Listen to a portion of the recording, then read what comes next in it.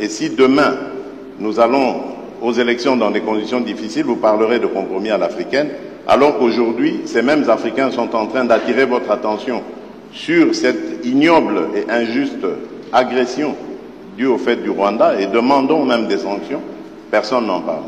Voilà ce que je voulais apporter comme précision pour dire, ça aussi, ça doit changer dans la manière de coopérer avec la France et l'Europe. Regardez-nous autrement, en nous respectant, en nous considérant comme de vrais partenaires, et non pas toujours avec un regard paternaliste, avec l'idée de toujours savoir ce qu'il faut pour nous, et non pas pour...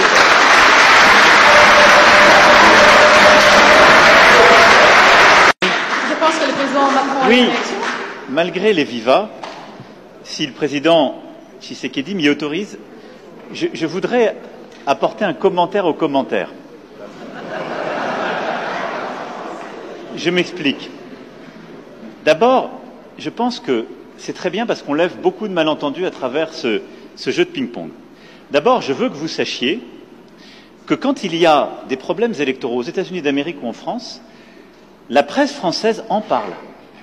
Elle les dénonce, elle l'explique, elle s'en saisit et elle en parle de manière aussi intraitable qu'elle le fait quand elle parle de vous. Donc il n'y a pas de double standard. Ce qui serait inquiétant, c'est si la presse française n'en parlait pas pour vous, mais elle en parle aussi pour nous. Mais pas de compromis. Non, mais elle parle de tout, elle parle de malversation quand il y en a. Elle parle beaucoup plus, elle va beaucoup plus loin, il n'y a pas de sujet. Elle essaie de dire la vérité, c'est le travail d'une presse indépendante. Et donc, il ne faut pas être choqué que la presse, quand elle a écho, quand elle entend des oppositions qui disent qu'il y a des problèmes, vous pose la question. Ce serait un double standard si elle disait on est en Afrique, donc on ne pose même pas la question, c'est pas un sujet. Non, elle pose la question, mais elle le fait aussi chez nous. Chez nous. Et il se trouve que chez nous, quand il y a des malversations politiques, je ne voudrais pas que des malentendus s'installent, y compris quand on fait référence au président Chirac, il y a des procès qui sont faits. Et les gens sont condamnés. Parce qu'il y a une justice indépendante. Donc il y a une presse indépendante et une justice indépendante. Ça crée une démocratie qui est parfois vibrante. Alors je ne dis pas que c'est... on se fait attaquer, mais c'est très bien. Ça permet des alternances démocratiques et ça permet de bâtir par cette maïotique une vérité. Ça, c'est la première chose. Ne croyez pas qu'il y a un double standard, ça n'est pas vrai. Ne croyez pas que ce soit de l'irrespect, ça n'est pas vrai, parce que les journalistes français, européens, américains, posent les mêmes questions à leurs dirigeants chez eux. La deuxième chose, et ça me permet d'insister, parce que le président a parlé de la France en répondant à la question. Quand un ou une journaliste française pose une question, ça n'est pas le gouvernement de la France. Et c'est bien comme ça. Mais il ne faut pas tout confondre.